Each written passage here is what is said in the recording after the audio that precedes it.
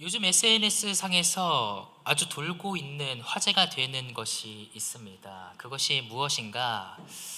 아주 달콤하고 쫄깃쫄깃하고 또 없어서는 못 팔고 줄을 2시간, 3시간 서면서 가야지만이 겨우 먹을 수 있다라는 그것 혹시 뭔지 아십니까? 아유, 여러분들 너무나 잘 아십니다. 아유, 관심이 많으시죠. 네. 요즘은 그 두쫑쿠를 먹어보았냐라는 질문으로 내가 관심 있는 남자의 여자친구 유무를 확인할 수 있다고 합니다. 그래서 우리 혹시라도 자매님들 괜찮아 보이시는 형제들이 계시다면 옆에 가서 한번 여쭤보세요.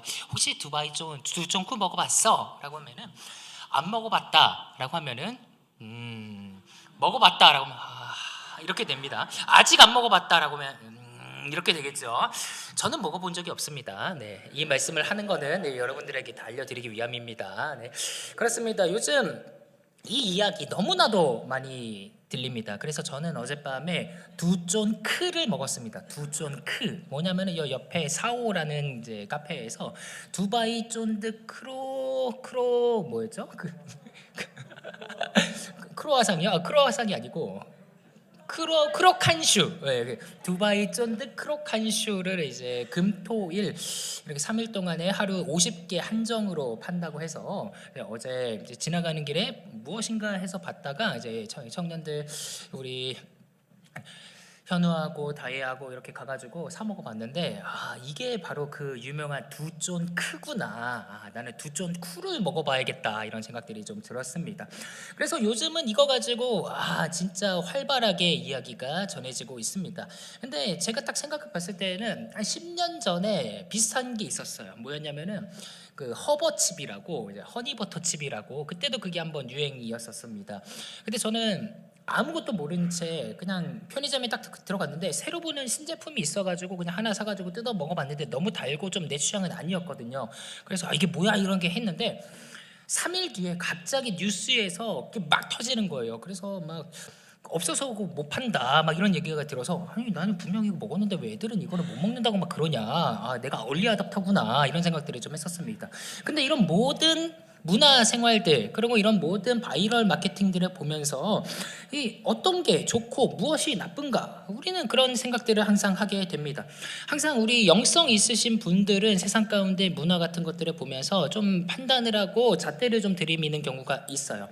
그래서 만약에 음악을 듣는데 갑자기 막 드럼 소리가 막 쿵쿵쿵쿵 막 거리고 일렉 소리가 잉막 이러면은 저 사탄의 음악을 듣는 것이 아닌가라는 생각으로 그 사람의 영성을 조금 체크하고 좀 걱정을 해주시고 좀 기도하고 우리 손잡고 한번 기도해 볼까라고 하시는 권사님들이 꽤나 계신 걸로 알고 있습니다. 이거 굉장히 좋은 상황이라고 그런 진단이라고 저는 생각을 하는데 우리는 이런 모든 것들을 봤을 때 그러면은 무엇이 좋고 무엇이 나쁜가를 우리가 한번 생각을 해 보아야 된다라는 것이죠.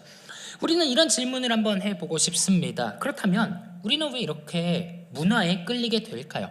우리들이 지나가고 이야기하는 모든 것들 왜 이런 문화를 소비를 하게 될까요? 아마도 어떤 사람들은 재미를 위해서 이것을 소비하는 경우가 있을 것입니다. 중고등학교 학생들 보면은요 맨날 쇼츠 위아래로 이렇게 맨날 훑는다고 그래요. 그래서 순간에 도파민이 반짝반짝반짝 하는데 도파민이 끊이지 않는다. 내가 이것을 쇼츠를 10시간이고 20시간이고 볼 수 있다 이렇게 하면서 도파민의 노예가 되는 그런 것들을 보게 됩니다. 또 어떤 사람들은 K-팝 문화, 아이돌 팬덤 이런 것들을 활용을 하면서 소속감을 느낀다고 이야기합니다. 어디서는 집안에서는 혹은 학교에서는 내가 여기서는 정말 별 볼 일 없는 것 같고 내가 아무것도 아닌 것 같은데 내가 팬덤에만 가면은 내가 이거 제일 잘 안다, 내가 팬덤 회장이다, 총무다 이러면서 거기서 소속감을 느끼고 그것을 통해서 자신의 자존감을 형성해낼 수 있다고도 이야기를 합니다. 그 모든 것들을 보면서 그럴 수 있지라고 저는 생각을 하는데요. 동시에 이런 생각도 든다라는 것이죠. 이런 문화 생활들, 문화 하나하나들 너무나 빠르게 지나가고 또 소비가 되고 새로운 것들이 나오고 하는 이 모든 것들을 보면서 이게 내 마음을 잠깐 채워준다고 할지라도 또 이게 허비가 되고 소비가 된 다음에는 또 공허함이 나올 텐데 그러면은 이것을 우리가 어떻게 바라봐야 하느냐라고 하는 질문인 것입니다. 오늘 본문 창세기 4장 16절에서 26절은요 인류의 시작에서 문화가 어떻게 만들어지고 형성되는지를 보여주고 있습니다. 오늘 보면은요 목축이 발달을 하고 음악이 생기고 재련 기술들이 발전을 하면서 문명이 만들어지는 시작 포인트를 보여주고 있죠. 그런데 그 출발점이 굉장히 흥미롭다라고 하는 것입니다. 이러한 문화들은요, 아담의 후손에서부터 시작된 것이 아니라 가인의 후손에서부터 시작되었다고 오늘 본문은 이야기를 하고 있어요. 그리고 특별히 16절에 보면은요, 가인이 여호와 앞을 떠나서라고 이야기하고 있습니다. 이 문명의 발전이 어디서부터 시작이 되었느냐? 여호와 앞을 떠난 사람들 가운데서 시작이 되었다고 오늘 본문은 이야기해주고 있는 것입니다. 왜 그렇게 되었을까요? 아무래도 하나님이 떠나고 하나님 앞에서 떠나고 나의 가운데 공허한 마음들, 빈 공간들, 내 안에 허전한 마음들을 하나님 대신에 이러한 문화들로 채워갔던 게 아닐까라는 생각을 봅니다. 그렇다면 우리는 이 본문들을 보면서 명확하게 해야 되는 것들이 있습니다. 우리는 이 문화 가운데, 세상의 많은 것들 가운데 기준을 어디에다 정하고 어떻게 살아가야 되는가 한다라는 것이죠. 오늘 우리는 슬기로운 문화 생활이 무엇인지 오늘 본문을 통해서 같이 점검을 해보고자 합니다. 창세기 4장은요, 타락한 인간들이 이 땅 가운데서 어떻게 살아가고 있는지를 묘사하고 있습니다. 에덴 동산에서 떠나서 자신들만의 삶을 살아가는 사람들의 이야기를 보고 있지요. 그리고 오늘 특별히 본문은 그 세상 가운데 던져지는 사람들이 예배가 무너지고 예배자로서의 삶이 무너질 때 인생이 어떻게 향하고 있는지를 보여줍니다. 그래서 오늘은 예배자의 관점에서 가인과 아벨의 이야기를 한번 살펴보고자 합니다. 많은 사람들이 가인과 아벨 이야기를 읽으면서 제사 문제에다 초점을 둡니다. 가인은 못된 제사를 갖고 왔고 아벨은 좋은 제사를 갖고 왔다. 가인의 제사는 형편이 없었으며 아벨은 믿음으로 드렸다. 이런 많은 판단들을 하고 있죠. 물론 이런 판단들이 신약에도 나와 있기 때문에 아벨은 믿음으로 의로운 제사를 드렸다고 얘기하고 있기 때문에 틀린 대답은 아닙니다. 그런데 오늘 본문에서는 정확히 우리에게 포인트를 주고 있는 것은 제사의 문제가 아니라는 것을 우리가 발견을 해야 된다는 것이죠. 왜냐? 성경에서 보면은요, 4절 마지막 절에 보면은 가인과 그의 제물은 받으셨으나 아벨과 그의 제물은 받으셨으나 가인과 그의 제물은 받지 아니하신지라라고 하나님께서 얘기해주고 계시기 때문입니다. 성경을 자세히 보아야 합니다. 가인의 제사를 안 받고 아벨의 제사를 받은 게 아닙니다. 가인의 제사는 안 받으셨고 아벨과 아벨의 제물은 받으셨습니다. 이 말이 무엇이냐? 제사를 드리는 자와 이 제물이 한 세트라는 거예요. 동떨어질 수가 없다라는 것입니다. 헌금 생활을 하는 사람과 그 헌금이 분리되지가 않는다는 거예요. 삶과 예배가 분리되지가 않는다라는 것입니다. 그러니까 하나님께서 가인의 제사를 받지 않으셨다라고 했을 때에는 그 제물이 어디에 흠이 있거나 어디가 불량하거나 해서 안 받으신 것이 아니라 그 제사를 드리는 사람에게 흠결이 있기 때문에 하나님께서 받지 않으셨다라고 하는 거예요. 여기서 우리가 살펴볼 수 있는 것은 하나님께서 받지 않으시는 제사도 있다라고 하는 것입니다. 하나님의 자유에 의해서, 하나님의 절대적인 주권에 의해서 하나님은 가인을 선택하지 않으셨고 아벨을 선택하셨습니다. 그리고 가인은 그 모습을 보면서 분노하기 시작합니다. 하나님, 어떻게 그러실 수가 있으십니까? 내가 최선을 다해서 하나님 앞에서 아주 좋은 곡물을 올려다 드렸는데 어떻게 내 제사를 안 받으실 수가 있으십니까? 라고 생각을 했겠죠. 그래서 화가 막 많이 났을 것입니다. 가인이 드린 이 제물이라고 표현된 우리 성경책에서 3절에서 번역된 이 제물은요, 왕께 드리는 곡물을 의미하는 거예요. 왕 앞에 진설을 하는 최상의 물건을 얘기하고 있는 것입니다. 그러니까 하나님을 왕으로 모십니다라고 제물을 올려드리는 사람이 지금 하나님 앞에서 이 제물의 열람 여부를 본인이 판단하고 있다는 거예요. 하나님께서 이 제물을 안 받으셨다면은 하나님께서 안 받으신 데는 이유가 있겠구나라고 생각을 해야 되는데, 어떻게 내 제사를 받지 않으셨습니까? 하나님, 왜 내가 최상급의 물건을 올려드렸는데 왜 안 받으셨어요? 라고 하면서 하나님, 그렇게 하면 안 되죠 라고 스스로 왕이 되어서 결정을 하고 있다라고 하는 것입니다. 이것이 바로 가인이 예배자로서의 삶으로 우리에게 보여주는 거예요. 예배자라고 하는 사람이 하나님 앞에 자라서 예배를 드리고 있다라는 사람이 지금 예배자의 태도가 내가 하나님보다 위에 올라가서 예배를 드리고 있다라고 하는 것입니다. 그로 인해서부터 굉장히 큰 악한 일들이 벌어지기 시작하죠. 가인이 친동생 아벨을 불러다가 살해를 합니다. 하나님은 그 모습을 보시고 가인을 저주하시죠. 그랬더니 가인이 내가 진 죄가 너무나 벌이 지기가 어렵습니다. 하나님 나 좀 살려주세요 라고 해서 하나님께서 은혜를 베풀어 주셔서 가인을 만나는 자마다 그를 죽이지 못하도록 표를 주십니다. 그렇게 해서 가인이 표를 받는 이야기로 오늘의 본문의 배경이 설정이 되고 있죠. 그 상황 가운데에서 오늘 16절은 이렇게 얘기하고 있는 것입니다. 가인이 여호와 앞을 떠났다라고요. 왜 떠났을까요? 하나님께서 분명 보호해 주시고 은혜를 베풀어 주신다고 약속을 하셨는데 가인은 왜 하나님을 떠났을까요? 바로 그것은 이 가인이 예배자로서의 삶을 포기했기 때문입니다. 하나님을 의지하지 못하고 있기 때문입니다. 그래서 오늘 본문에서 우리가 발견할 수 있는 첫 번째 사실은 무엇이냐면 하나님을 떠난 자리에 사람은 자기의 기반을 세운다라고 하는 거예요. 이제는 내가 하나님을 예배하지 않겠습니다. 하나님 내가 믿지 못하겠습니다. 하나님 신뢰하지 못합니다라고 이야기하면서 하나님을 떠나서 하나님 앞을 벗어나서 가만히 서 있는 가인. 그 앞에는 이제 온갖 어려움과 두려움과 위협이 찾아옵니다. 분명히 하나님께서 약속해 주셨음에도 불구하고 너를 해야 할 자가 없다라고 약속해 주셨음에도 불구하고 가인은 이렇게 얘기하고 있는 거예요. 아니야 누군가 나를 해야지 몰라. 아니야 내가 아침에 일어나면 내 목숨이 없을지도 몰라. 아니야 나는 너무나 두려워. 이러면서 그 곳에서 이제 하나님이 없기 때문에 대신해서 성을 쌓아 올리고 있는 것입니다. 그리고 17절에서 보면은요, 성을 쌓고 그의 이름을 아들의 이름으로 해서 에녹이라고 부르는 것이죠.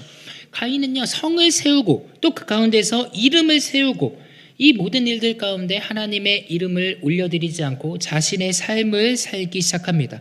하나님 앞에 서는 예배자로서의 삶을 포기하고 본인 스스로가 본인의 이야기를 만들어내고 본인의 예배 생활을 포기하고 본인만의 삶을 살아간다라고 하는 것이죠.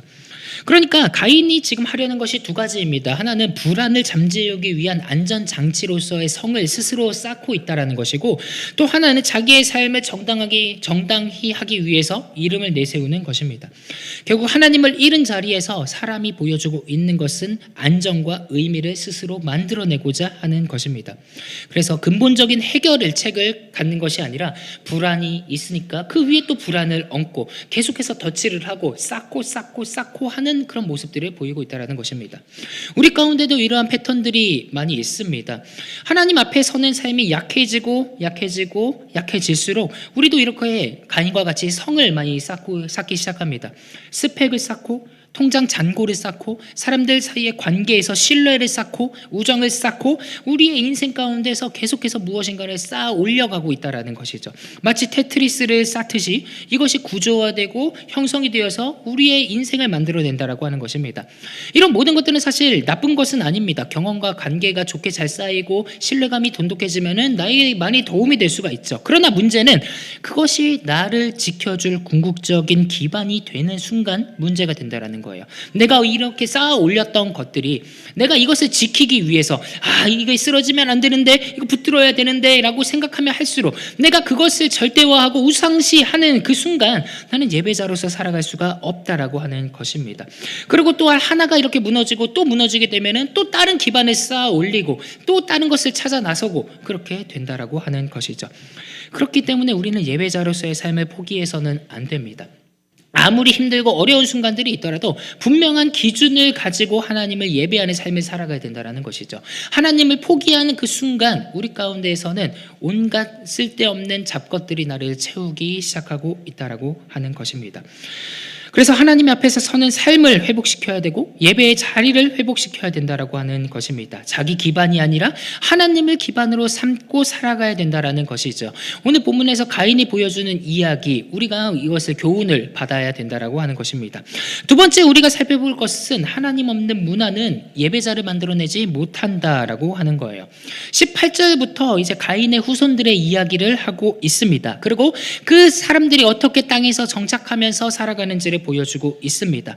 계보가 쭉 이어집니다. 무려 7대 손이나 이어지고 있는 이 계보들을 우리가 봅니다. 그래서 그 모든 것들 가운데에서 야발은요 목축을 발전시키고요, 유발은 음악의 아버지가 되었고, 두발 가인은 각종 기구들을 만드는 기술 장인들이 되었다라고 이야기하고 있습니다. 이 모든 것들은 사실 나쁜 것이 아니고 우연이 아닙니다. 경제를 세우고 예술을 이끌고 기술로 문명의 발전을 토대로 하고 본인들의 이 삶의 영위에 나가기 시작했다라고 하는 것이죠.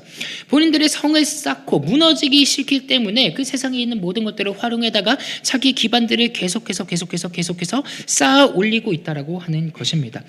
여기서 중요한 점은요, 하나님께서 이 사람들을 향해서도 은혜를 베풀고 계신다라는 것이에요. 우리는 이것을 가리켜서 일반 은총이라고 부릅니다. 하나님께서는 우리 믿는 자뿐만이 아니라 믿지 않는 자를 위해서도 베풀어 주시는 은혜가 있다라는 겁니다. 하루에 태양이 뜨고 꽃이 피고 나무가 자라고 열매가 맺고 이 모든 것들은 믿는 자에게만 해당되는 것이 아니죠.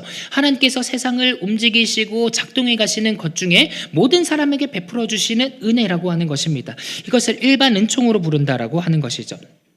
하나님께서는 타락으로 죄악으로 물들어가는 이 세계를 보면서도 놓지 않으시고 운행해 가고 하신다라는 것입니다. 왜냐?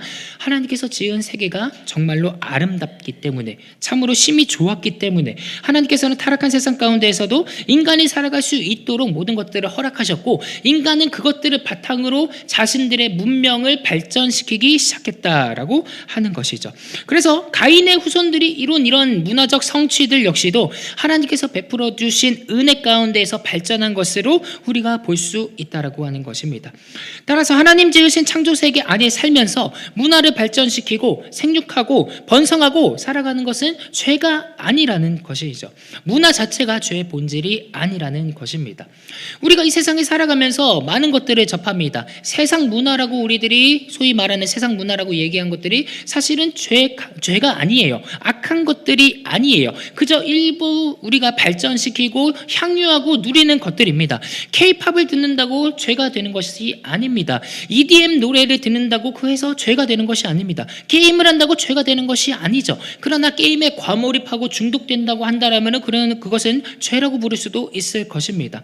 한마디로 우리가 세상 가운데에서 누리고 향유할 수 있는 모든 것들은 얼마든지 가능하다라고 하는 거예요. 그리고 우리는 그것을 활용해서 얼마든지 써먹을 수가 있습니다. 그런다 분명한 기준이 없다면 이러한 많은 문화들 가운데 노출되기가 쉽고 그 가운데에서 진리를 잃어버릴 가능성이 높다라고 하는 것이죠. 그렇기 때문에 세상에 만연한 이 문화들, 이 생활들, 이 모든 것들 가운데 그리스도인들은요 분명한 기준을 세워야 된다라고 하는 것입니다. 그렇다면 그 분명한 기준은 무엇이냐? 사도 바울이 디모데전서 4장 4절에서 5절에게 우리에게 이렇게 얘기를 해주고 있습니다. 함께 읽어봅시다. 시작. 하나님께서 지으신 모든 것이 선함에 감사함으로 받으면 버릴 것이 없나니 하나님의 말씀과 기도로 거룩하여 짐이라. 아멘. 우리가 갖추어야 할 기준은 두 가지예요. 하나님의 말씀이고 하나는 기도라는 것입니다. 가인의 삶을 보십시오. 하나님께서 표를 주시고 은혜를 주셨음에도 불구하고 그것을 간과하고 그것에서 떠나서 본인들만의 자신만의 문화생활을 영위하지 않습니까? 하나님의 말씀이 기준이 아니라 내가 기준이 되어서 세상을 살아간다고 하는 것이에요. 하나님의 말씀이 기준이 되지 않으니까 하나님께 기도하지도 않는다라고 하는 것입니다. 하나님을 의지하지도 않는다라고 하는 거예요. 온갖 어려움이 닥치거나 나에게 슬픔이나 근심과 걱정과 불안과 두려움이 올 때 이것을 어떻게 하지 몰라서 내 스스로 성을 쌓고 하나님을 가린다라고 하는 것입니다. 기준이 명확하지 않기 때문이죠. 우리는 그래서 항상 이 기준을 생각해야 된다라고 하는 것입니다. 혹시 여러분들은 두쫑쿠를 먹으면서 하나님을 떠올리십니까? 혹시 여러분들은 K-팝 음악을 들으시면서 하나님을 떠오르십니까? 혹시 여러분들은 등산을 하면서 하나님을 떠올리십니까? 우리에게 그런 것들이 있어야 된다라고 하는 것이죠. 저는 이제 회개를 하자면 두쫑크를 먹으면서 하나님을 떠올리진 않았습니다. 대신에 등산을 하면서 하나님은 자주 떠올립니다. 어쨌든 우리가 이 모든 것들을 하면서 분명한 기준을 가지고 살아가야 된다라고 하는 것입니다. 만약 하나님보다 내 욕심이나 기쁨이나 만족이나 유익을 따라서 행동하게 된다면 모두 다 죽을 수밖에 없다라는 것을 우리는 기억해야 된다는 것이죠. 오늘의 본문의 가인의 족보를 한번 보십시오. 이 족보에서는 누가 어떻게 문화생활을 하였다, 무엇을 만들었다, 이들은 무엇을 했다라고만 얘기하지 이 족보 어디에서도 하나님의 이름을 찾아볼 수가 없습니다. 이들이 하나님을 위해서 무엇을 했다, 하나님이 이렇게 은혜를 베푸셨다라고 하는 것들을 찾아볼 수가 없습니다. 오직 이 사람들이 내가 무엇을 했는지, 내가 어떻게 했는지만을 놓고 있어요. 그러니까 이 가인의 문명들에게서는 하나님을 발견할 수가 없다라고 하는 것입니다. 우리 청년 여러분들이 세상을 살아가면서 어떤 기준을 가지고 살아가고 있습니까? 제가 예전에 저 속리단길을 한번 가본 적이 있거든요. 잠실에 있는 속리단길. 거기가 길이가 한 1km가 조금 안 돼요. 여기 연신내랑 좀 비슷한 그런 상권인데 그 1km를 좀 걸어가는 1km도 안 될 겁니다. 거기를 걸어가면서 제가 발견한 게 무엇이냐? 사주 타로집만 8개가 있었습니다. 한 블럭당 2개씩 있었어요. 한 블럭에 하나가 아닙니다. 2개씩 있었습니다. 그 모든 것들을 보면서 지금 세상이 두려움으로 무장된 사회구나. 그런데 그것을 어떻게 풀 방법이 없어서 사주나 타로나 이런 것들을 사람들이 의지하는구나. 근데 거기에 모든 청년들이 그 8개나 되는 그 사주 타로 카페에 다 들어가 있었어요. 하나도 파리가 날리는 곳이 없었습니다. 그 청년들이 그렇게 들어가 있는 모습들을 보면서 제가 마음이 너무나 아팠어요. 이들이 왜 하나님을 모르고 있을까? 하나님께서 우리의 힘이 되시고 능력이 되시는데 이것을 모르니까 이런 게 빠져 있는 것이 아닌가라고 하면서 엄청나게 기도를 많이 했었습니다. 기준이 분명하지 않으면 이렇게 된다라는 거예요. 그런데 요즘 청년들 가운데서는 이 모든 것들이 문화라는 이름으로 포장이 되는 모습을 발견하게 됩니다. 좀 시간이 좀 지나긴 했지만은 옛날에는 MBTI가 무엇이냐고 묻는 그런 문화들이 있었습니다. 청년들이 딱 만나면은 MBTI가 뭐야 막 이렇게 얘기하고 뭐 옛날에는 혈액형이고 여러분들이 혈액형이고 막 그런 거죠. 뭐 별자리가 뭐냐 막 이러는데 꼭 이렇게 얘기하다 보면 어떤 말이 나오냐? 야, 너 MBTI 믿냐? 혈액형 성격설 믿냐? 막 이런 얘기들이 나와요. 아니 분명히 이것을 성격 검사라고 이야기를 하고 일종의 심리학적인 뭐라고 막 얘기하는데 왜 우리는 믿는다라고 표현을 할까요?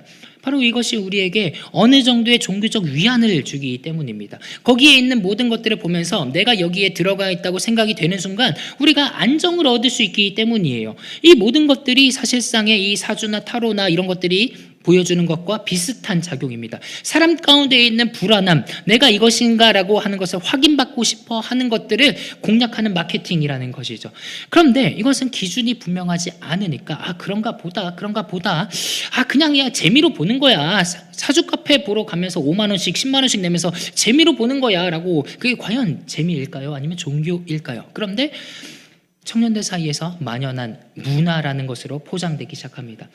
심지어 한국교회 트렌드 2026을 보면은요, 그 책에 그 조사가 된 내용들이 있는데 교회 다니는 사람 중에 5명 중에 1명은 무속을 한 경험이 있다고 얘기를 합니다. 우리는 이걸 굉장히 심각하게 받아들여야 된다는 것이죠. 옛날 같았으면 노발대발하고 말도 안 되는 일이라고 얘기했을 것입니다. 그런데 요즘에는 그냥 재미로 본 거야. 남들 다 하니까 보는 거야. 이렇게 얘기를 한다라고 하는 것이죠. 과연 그게 옳은 걸까요? 남들이 다 한다고, 남들이 이것을 재밌다고 한다고 우리는 그것을 따라가야 되겠습니까? 가인의 길이 바로 그랬다라고 하는 거예요. 이런 문화생활들이 계속해서 발전하고 이런 것들이 세워지고 이 가운데서 살아가다가 결국에 하나님을 잊어버리고 하나님 앞에서 떠나서 지옥으로 치닫는 행위가 벌어지고 있다라고 하는 것입니다. 그렇기 때문에 우리는 분명하게 기준을 세워야 된다라는 것입니다. 하나님 없는 문화생활은 우리에게 즐거움은 줄 수 있어도 우리에게 생명을 주지는 못합니다. 우리에게 기쁨이 될 수는 있어도 우리를 영원히 살게 하지는 못합니다. 대신에 우리를 영원하게 살게 하는 것이 무엇이냐? 성령의 충만함이라는 것이죠. 우리에게 영원히 하나님을 기뻐할 수 있고 부활의 능력을 바탕으로 살아갈 수 있는 원동력, 그것이 바로 성령의 충만이라는 것입니다. 바라옵기는 이런 세상 문화들 즐길 수 있습니다. 얼마든지 할 수 있습니다. 그런데 그것에 넘어지게 되면 하나님을 떠나게 된다라는 거예요. 바라옵기는 하나님으로, 예수 그리스도로, 성령으로 무장하는 저와 여러분들에게 간절히 축복합니다. 하나님 없는 방식으로 우리가 누리는 순간 하나님이 지으신 모든 선한 것들을 우리가 누릴 수가 없어요. 하나님 안에서 분명한 기준을 잡고 살아가야 된다라고 하는 것입니다. 이제 말씀을 마치고자 합니다. 오늘 제목을 슬기로운 문화생활이라고 잡아보았습니다. 슬기로운 문화생활이 무엇입니까? 문화를 그냥 안 좋다고 끊어내고 야 그건 뭐 지지야, 지지 먹는 거 아니야 라고 이야기하는 것이 아니라 그 문화의 중심을 하나님 앞에 돌려놓는 것입니다. 하나님 없는 사람들이 있다고 한다면 그들이 그것을 통하여서 하나님을 바라보게 만들어야 된다라고 하는 것입니다. 하나님이 지으신 이 세상 가운데 베풀어 주신 많은 은혜를, 일반 은총을 우리가 하나님의 것으로 돌려드리는 것이 슬기로운 문화생활이라는 것입니다. 그렇기 때문에 우리가 하나님의 말씀을 감사함으로 받으면 버릴 것이 없다라는 것이에요. 우리가 이 연신내 지역을 돌아보면서 수많은 청년들, 하나님을 알지 못하는 그들을 바라보면서 우리는 이런 마음을 가져야 된다라고 하는 것입니다. 그들에게 진정한 문화가 무엇인지, 하나님의 나라가 무엇인지 우리는 알려주어야 된다라고 하는 것이죠. 그렇기 때문에 슬기로운 문화생활에서 우리는 두 가지를 살펴보아야 됩니다. 하나는 분별해야 된다라는 거예요. 하나님이 어떤 분이신지를 분명히 알고 무엇이 악인지를 우리가 생각을 해보아야 됩니다. 또 하나는 예배라는 겁니다. 내가 예배자로서 제대로 살아가고 있는가, 가인처럼 예배의 자리를 떠나지는 않고 있는가, 그 두 가지를 우리가 생각하면서 나의 중심을 잡아야지 하나님 앞에서 흔들리지 않는다라고 하는 것입니다. 그러므로 여기에 있는 모든 분들, 청년들, 장년들, 우리는 함께 결단을 해야 된다라는 겁니다. 하나님의 말씀과 기도로 기준을 세우시기 바랍니다. 참여하지 않아야 될 세상의 악한 문화들, 반성경적인 가치들은 단호하게 멈추고 경계해야 하고, 그것들을 가르치는 사람들이 있으면 오히려 복음으로 안내를 해야 되고, 진정한 성경의 가르침이 무엇인지를 우리가 그들에게 전달해야 된다라고 하는 것입니다. 우리가 신앙생활을 우리 삶의 일종의 옵션으로 두지 않고 우리 삶의 중심으로 두기를 소망합니다. 그렇게 우리 지역사회를 변화시키고 하나님께 영광을 돌리는 우리 모두가 되기를 간절히 소망합니다. 기도하겠습니다.